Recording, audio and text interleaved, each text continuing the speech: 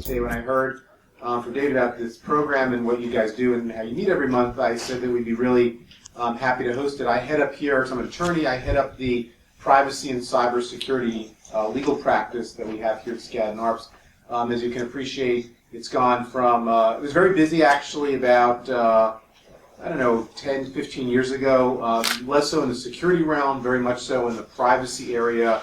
As part of the dot-com boom, as companies started focusing on data and what they could do with data and what they needed to tell people.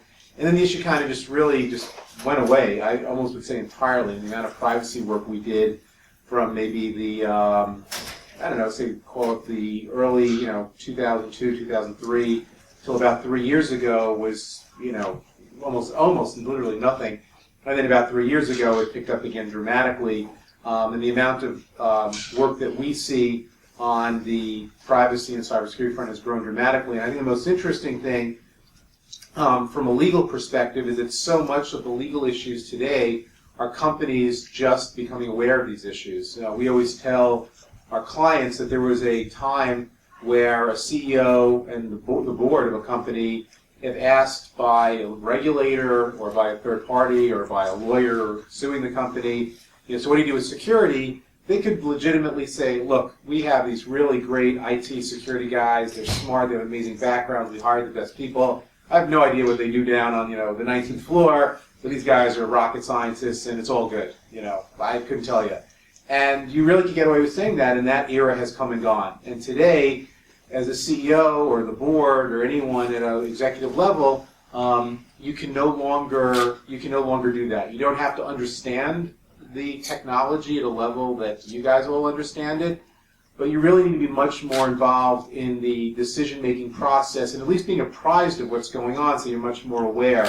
And in some cases, that's the role of the CEO and the board sort of reaching down into the security group and saying, give us information. But I think in a lot of cases, in the experience we've had, it's you folks and people in the security and the technology area sort of reaching up and saying, you guys need to know what's going on here and what we're doing and the decisions we're making, because you can't be doing this in a vacuum. It's too critical and too important an issue. So I think that's maybe a key takeaway from this evening. So with that, again, I want to welcome you. It should be a really, really interesting program. We're so glad to host you here and glad that you came on a very nice evening to listen to the program tonight. Thanks so much. So I joined DHS from an IT company, really a systems integrator, where I'd done a variety of various leadership roles. Decided I wanted to move into government from the private sector, at least for a while. I came in just as the department was standing up, so they were very, eager to bring people in. Lots of hiring going on. I originally came in the general infrastructure protection side before they really built a cybersecurity capability. And just for anyone who doesn't know, the way our roles are laid out within the federal government, the Department of Homeland Security has responsibility for securing the federalcivilian.gov, so that's your Department of Energy, State Department, and even DHS's land. They're a customer to us. In the Office of Cybersecurity Communications in the same way that those other agencies are. So we secure the federalcivilian.gov. We have responsibility for working with state and local governments to secure their networks, private sector critical infrastructure, and then we also have the role as the lead coordinator for cyber incident response across the federal government. We perform those missions in close collaboration with other federal agencies that you're probably familiar with, like the FBI. They're the law enforcement side. They catch the bad guys when there's been an intrusion somewhere. We work very closely with the intelligence community. They provide us a lot of great threat information. DoD that secures the Defense Department's networks, and then a variety of other federal agencies that may have industry-unique roles. We work with them to coordinate as well. So I've had a variety of jobs at DHS and Cyber. I've done just about everything, I think, everything from running the U.S. CERT, which is kind of the technical arm that does everything. It's the SOC, but it's for all of those stakeholder groups that we run at DHS, does incident response and does the monitoring and analysis for the systems we have over the federal civilian.gov networks, a set of systems called Einstein, which are intrusion detection, intrusion prevention, and NetFlow for those federal civilian agencies. So I've done everything from that piece to kind of interagency policy work, Right now in the division that I lead, we do everything from site assessments for private sector critical infrastructure facilities to providing managed security services for state and local government, through a grant to the Multi-State Information Sharing Analysis Center up in Albany, to running the cyber education effort, trying to build the pipeline of cybersecurity professionals, to doing a nationwide program for critical infrastructure to try to raise the cybersecurity posture that I think we'll talk a little bit more about later. So it's a wide variety of activities that we have going on, and I've kind of been all over the place in cyber as we've grown from, I think we probably had 20-some federal employees in the cybersecurity group, and now we have a few hundred. So just over the past few years, we've really grown that much. Great. Can you tell us about the unique risks for state and local government and how DHS is working to address those? So state and local government really represents an interesting cybersecurity challenge. And I don't know how much you actually think about your state and local government and their networks. But they have obviously tons of every one of your personal information, whether it's tax records, it might be health records, it might be the education, things that are in the school records for your children. They provide a variety of important services like 911 that we want to make sure are up and running, that are obviously all enabled by IT and therefore potentially vulnerable to cyber attack. But they also do things like operating municipal water authorities, dams, a variety of things that we more traditionally think of as critical infrastructure. And they have to fill those roles. They tend to not be the best resourced organizations. When you think about, the pay scale, right? You've got, the banks, if you're a cybersecurity professional, and then maybe other private sector. And then you've got the federal government, and then you've got state and local down here. So they can't pay very well. Over the past few years, there have been really tough budget times for state and local government. People we deal with get furloughed all the time. I had one of my colleagues flew out west to speak at a state cyber event and got there, and there was no one in the auditorium because they'd all been furloughed and they'd forgotten to tell him. So you have, when you look at state and local government, you have all of these incredibly sensitive systems, and then you have significant resource constraints. And so, we're doing what we can to make sure that they're aware, even at the executive level in the state. We do threat briefings for governors. We're meeting with state legislatures, but also providing services to them. As I said, through this grant to the Multi-State Information Sharing and Analysis Center, they serve as our SOC for states. They put out products. They do incident response tailored to state government, and we provide managed security services for the state level, intrusion detection, intrusion prevention, firewall monitoring, and net flow analysis to try to help them get to a basic level in support of the rollout of the NIST cybersecurity framework in the states. Great. So by the way, if you have any questions regarding some of the answers that have been given here, so just by all means just interrupt, and I'd like to keep it as interactive as possible. We're not a huge group, so just by all means just raise your hand and you can ask. There's a new cybersecurity framework for critical infrastructure, C3 voluntary program that was released back in February of this year. Can you provide a quick overview of that program, what it means to industry in particular? Sure. So the President issued an executive order about cybersecurity for critical infrastructure. Does everybody know what critical infrastructure is? No. No, like 16 different. Right. So critical infrastructure is much broader than just SCADA. There are some critical infrastructures like energy that use SCADA systems. But critical infrastructure is everything from the banks to commercial facilities to energy to transportation. So it's really the major sectors of our economy. It's not just the kind of physical systems. So banks are a very important part of our critical infrastructure, the communications infrastructure. So the President issued an executive order regarding cybersecurity and the critical infrastructure. And when the President issues an executive order, right, legislation, when Congress issues legislation, it can change laws. When the President issues an executive order, all that it can do is direct federal agencies to take action within their existing legal authorities. And so there were a number of attempts at cyber legislation, none of which really went anywhere, and so the President issued this executive order. One of the key deliverables was for NIST, the National Institute of Standards and Technology, to issue a framework for cybersecurity for critical infrastructure to give them an idea of what they should be moving toward. It's identified around it's moved around 5 areas. It's identify, detect, protect, respond, and recover. And it maps a series of what are really best practices, things like COBIT, for example, to each of those practice areas. They drill down into more specifics within those 5 areas. NIST was required to develop the framework, which was due on February 12th. At the same time, Department of Homeland Security was directed to develop a voluntary program to support adoption of the NIST cybersecurity framework within the critical infrastructure. And so we developed what we call the C-Cube, the Critical Infrastructure Cyber Community Voluntary Program. And what that is, it's a way where we're doing outreach, really bringing a focus to this issue that we've been working for a long time with private sector and state and local government partners, because they're part of critical infrastructure. So getting out through things like trade associations, through groups like the U.S. Chamber of Commerce, doing events around the country to get out a little more broadly outside the Beltway government affairs folks who tend to show up at a lot of these things. Really getting out there more broadly, meeting with corporate board associations, really trying to get to a broad stakeholder base, and then providing a series of tools and products and services to support people in meeting the framework goals.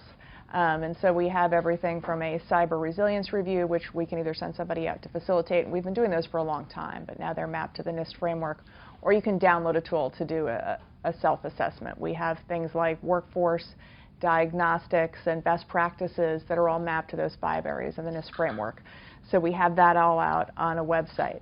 And then we also want to provide a channel for feedback. So if there are tools and programs out there, but they're not meeting the needs of these critical infrastructure partners, we want them to give us feedback of what we can add to support their needs.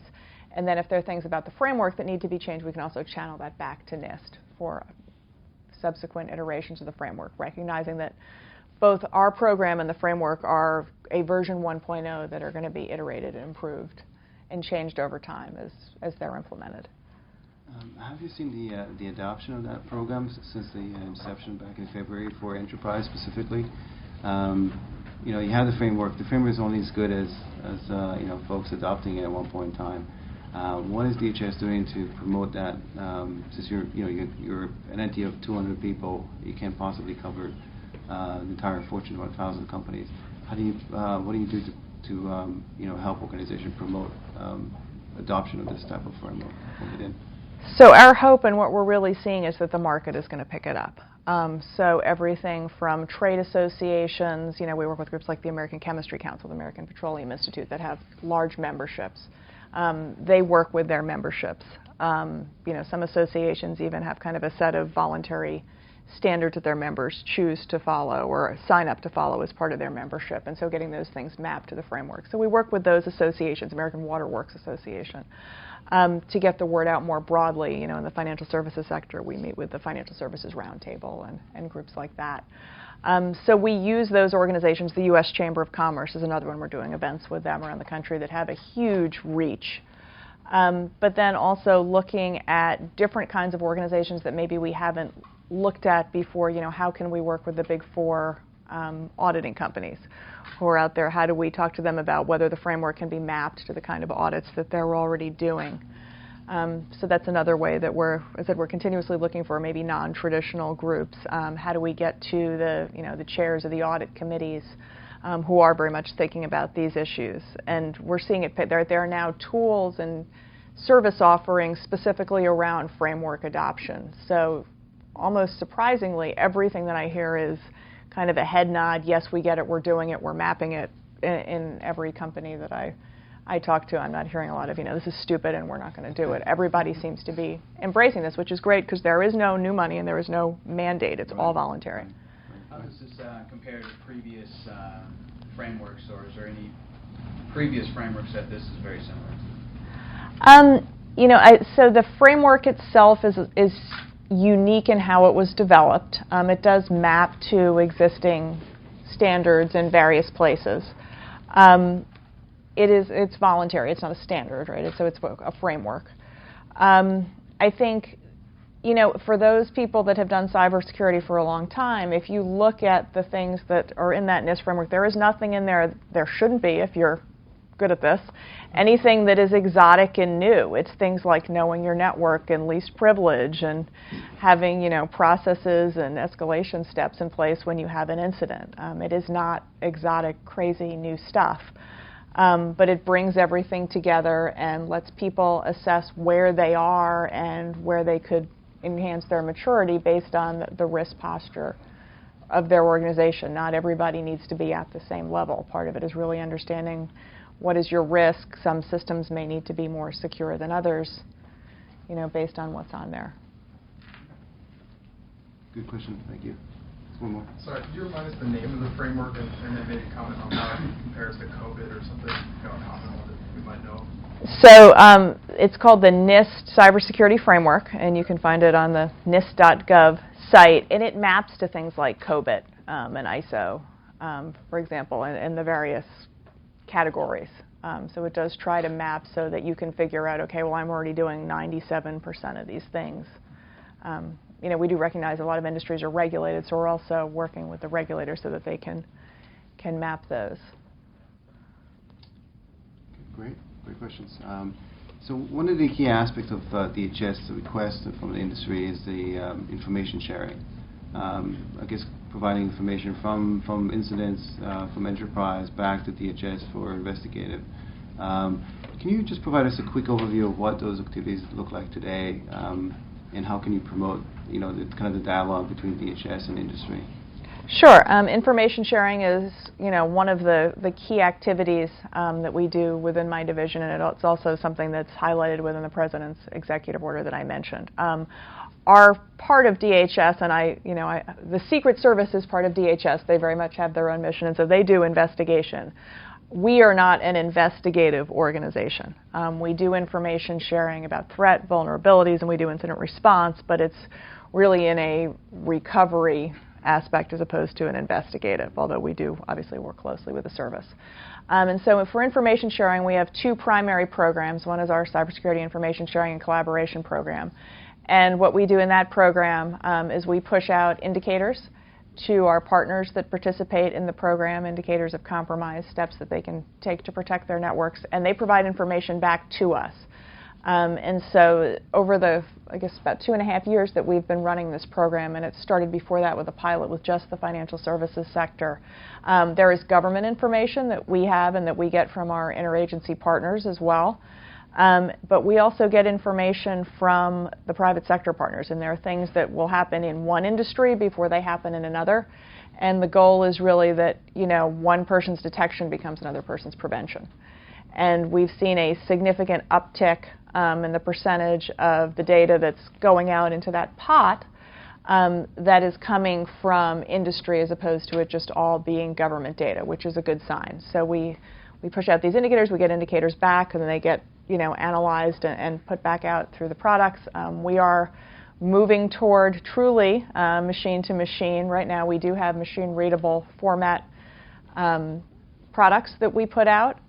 For those of you, if anyone here is in the financial services sector, they're even ahead of us in truly machine-to-machine, pushing out through something called TAXI, the Trusted Automated Exchange of Indicator Information, servers that are really talking to each other without a person in the middle.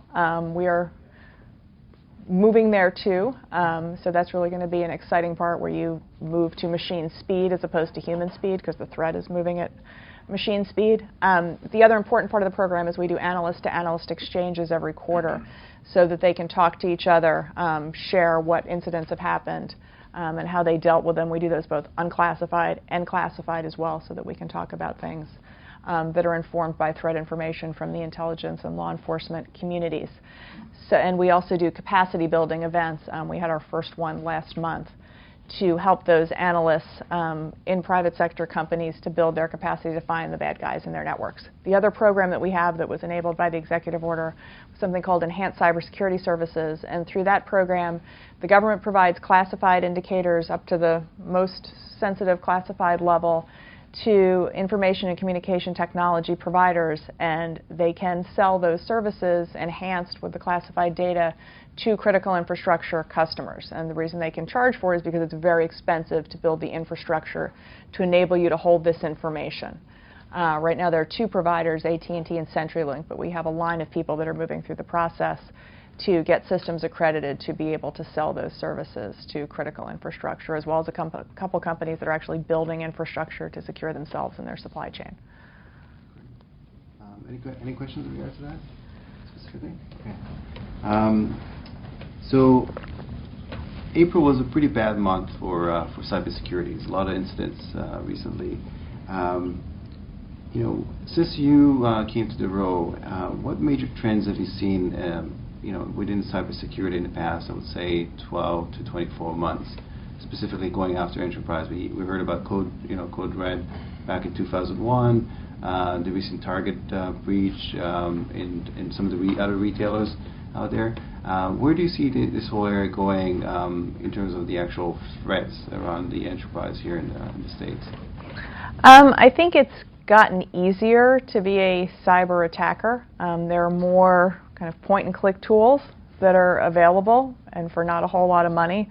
It's really, even if you're just doing something like, Metasploit, you can download a control systems pack for Metasploit now to attack an industrial control system. Now, a well-defended one will defend against that, but a lot of them aren't well defended. Through, hacker websites, they're increasingly sophisticated. It makes it a lot easier to conduct a higher-end cyber attack if you can buy all the tools. You don't have to grow the talent in-house. So that means we have more adversaries in cyberspace than we did a few years ago. The sophistication of things like DDoS have really grown exponentially over the past couple of years. If you'd asked a couple of years ago, how big a deal is DDoS, it was kind of a nuisance item. And then all of a sudden it just went through the roof and became a big deal for people with extremely sophisticated, well-resourced security shops. Were really, the banks have done a great job staying up and running, but it's been expensive and it has been painful. And we continue to see now people that are willing to do destructive attacks. You look at things like Saudi Aramco, right? It's not just IP theft. It's people that are actually looking to do damage. And once one does it and then everybody else sees it, again, you have that dispersal to a broader community of potential adversaries. And it's funny you mentioned DDoS. There was a directive recently that was mandated by the government to basically have all the financials in the United States to go after and acquire a solution to protect from DDoS. I guess because of the impact it has on the actual users, the end users like us from the enterprise.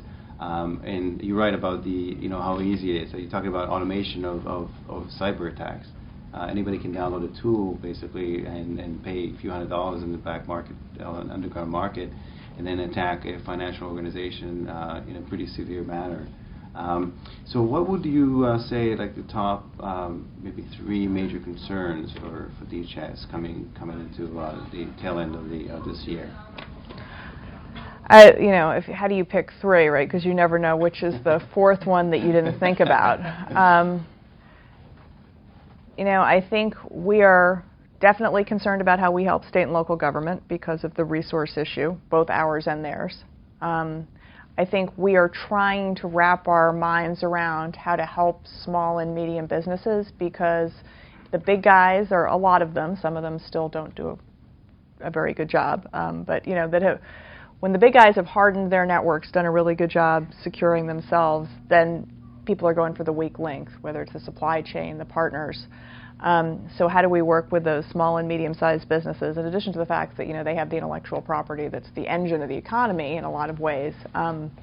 How do we help them? It's not a group that we have traditionally thought about a whole lot. We've really been focused on those big household name critical infrastructure companies. So how do we get out to those companies? Is there a market of affordable tools? If we do get them excited about doing the right things in cybersecurity, can they go out and buy solutions, recognizing it's not just a technology program? And then number 3 is, and if you're in this business, I'm sure you have the same pain point, there are not enough people who are skilled to fill cybersecurity roles in government or industry or state and local government. And that is not a U.S.-only issue. When I meet with people from other countries, they have the same problems too. Whether it's Sweden or Dubai, or they're saying, do you have extra cybersecurity people? No. We don't have nearly enough. So how do we build a pipeline of capable people to meet this demand? Great. Any questions so far? Yeah, what is the department's mandate as to education and security awareness? So there is something called the National Initiative for Cybersecurity Education, which DHS is spearheading a number of activities. And we do everything from, with the university system, we co-sponsor the Centers of Academic Excellence for Information Assurance Education, which really rolls off the tongue, with NSA. But that's, working with universities and making sure that they have, strong curriculum so that the people that come out on the other end with degrees, have the skills that they need. As we move forward, we're going to be looking at, community colleges as well, being a part of that process. Not everybody needs to be a PhD candidate in your, your whole organization security structure. Also, the Scholarship for Service program that we run with the National Science Foundation, and that's a program where, you get a scholarship, but then you're required to work in government when you come out. You get paid. It's not an unpaid internship. But more broadly, what are the skills that are needed for various kinds of positions? We have a portal that tries to bring together, what are the training and certifications that anyone can access.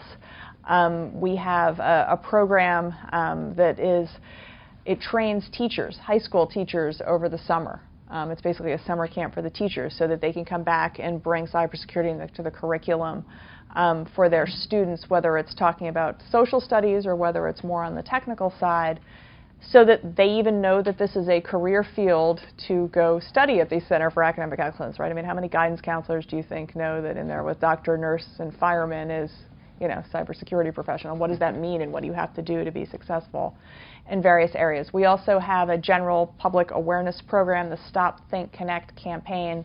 And that's, the program for, for your mom to, not click on the bad link and not have the password be password. And, the Nigerian prince is not going to really give you $1 million, right? That's kind of the general public. That's not for the folks in this room. But we do have that awareness campaign as well. And also we do a lot through that, where October is National Cybersecurity Awareness Month. So we gear up for that all year round as well. So that's kind of a snapshot of what we're doing in education. There are a lot of pieces, and we're trying to figure out, again, with very limited resources, how do we as a government kind of drive what is a national issue, not just a government hiring issue.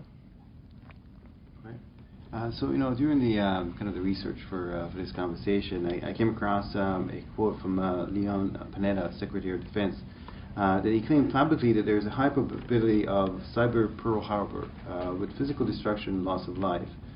So, the question is, are the sky really falling, or, what is DHS view on that?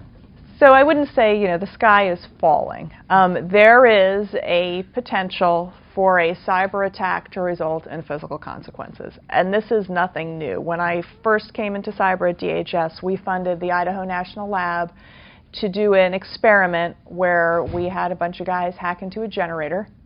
And how many of you saw the video on 60 Minutes, right, where they basically changed the phasing of the turbine, and so it started to smoke, and then it destroyed the generator.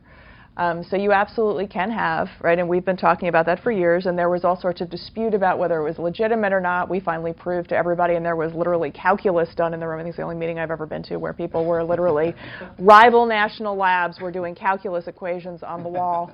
But in the end, we were in fact vindicated that it was a legitimate, I think they were calculus. I mean, they could have been anything, right? I had no idea what they were. But they all, right, the scientists all satisfied yourself that it was legitimate and it could happen. We do see intrusions into industrial control system networks. We have our industrial control system cert. We do incident response. People are getting into industrial control system networks. Sometimes it seems to be unintentional. They're just poking around and, I wonder what this is. Other times they are absolutely looking for anything with the word SCADA attached to it, or other, control systems. People are using tools like Shodan, looking for publicly facing, industrial control systems, whether for, fun and mayhem, or whether for other, bad ideas. Then you have to worry about, the malicious insider and all of the other potential risk factors. So could there be physical consequences of a cyber attack?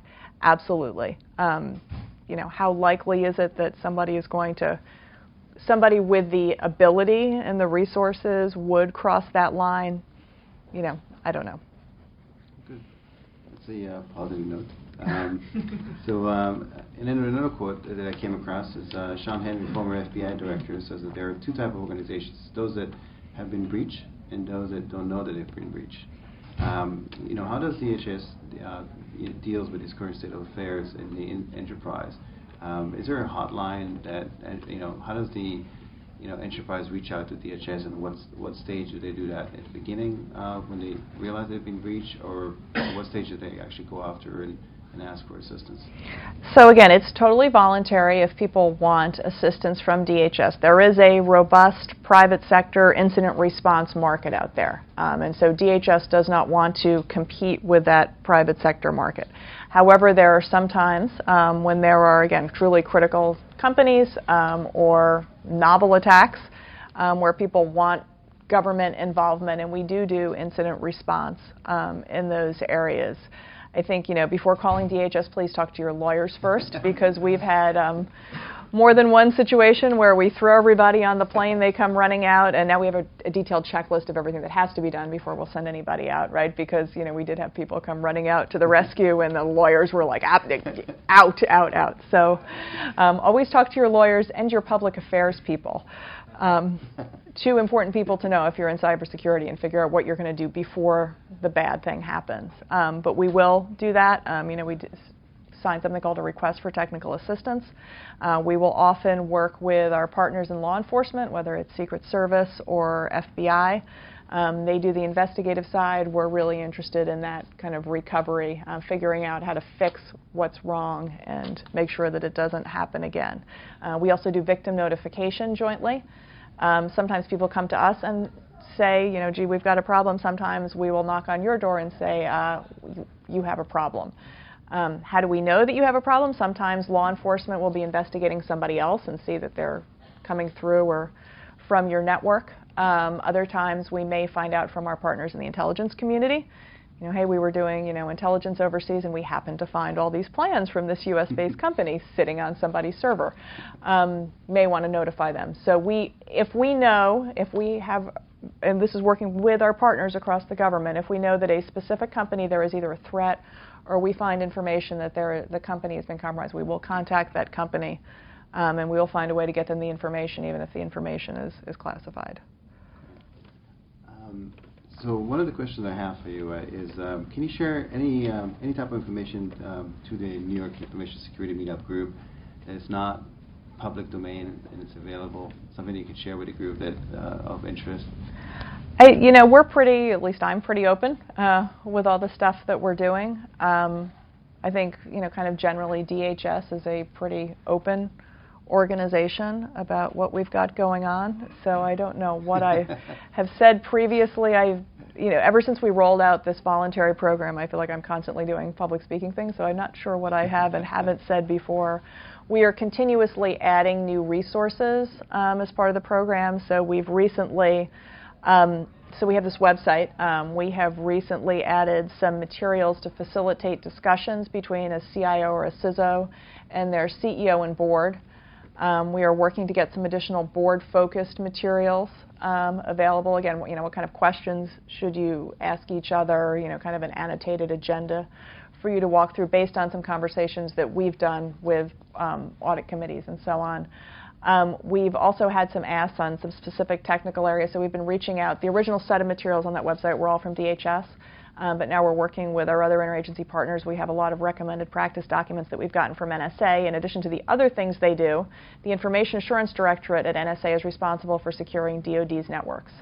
So NSA, learns a lot from securing probably the biggest target, right, since Matthew Broderick and War Games, right? So they have a lot of great recommended practices. Some really smart people in the Information Assurance Directorate. So we're taking what they have and making sure that we have those links available on our website. Working with NIST on some of the recommended practices that they have not associated with the framework and getting them out there. Department of Energy, for example, does some specific work as well. Put that on the website, really trying to broaden the content that's available and get out to a bigger group of partners to provide resources and information. So pretty much we're done this section of the planned questions. Okay. We covered quite a bit. in a fairly short amount of time. Any other questions from the crowd here, specifically about the programs and maybe with the engagement of the enterprise? So Well, you mentioned, sometimes organizations get calls from the FBI and other intelligence agencies. Are those increasing in the sense that you're noticing more before the end customer is that they're under attack? Is that going up or staying constant? They come in batches, I Okay. think. We've been doing them for a number of years, so they are definitely nothing new. Again, we try to do them in partnership with those other agencies, although I know there are probably a lot of local field offices. They just have many more people and more localized investigations that are also going out on their own. And do they report that up to you in the sense that, if one of my customers gets called by the FBI, is the FBI also reporting that up to the Department of Homeland Security saying, hey, this organization is under attack or they've been compromised? So FBI does have a system that we have access to on our watch floor, something called eGuardian. The folks on our watch floor do have access to that. I know, we want to be really careful because we are not law enforcement people, and law enforcement information has to be treated in very specific ways. So we are very cautious, in addition to the way that they're cautious about what the things we don't even want to see. Right. But we have a very close relationship with FBI. They have people that sit in our space. We have people that sit in their space. So it is a very close, even from the days when Sean was at the FBI. We work with Joe Demarest, who is his counterpart now, on a continuous basis. In fact, we're even doing a pilot with them and with the Director of National Intelligence to try to figure out how we bring fusion centers, which are a state and local based, what was originally a terrorist threat information sharing body. How do we bring them into the fold as well? So we do a lot with those organizations. I have another question, actually. Okay. Just in terms of private sector, and specifically, there's about the latest RSA conference, there were about 2,000 companies out there do various different solutions out there specifically for cybersecurity and security in general. Is there information sharing between these type of organizations and DHS, specifically from the vendor part, the vendor piece?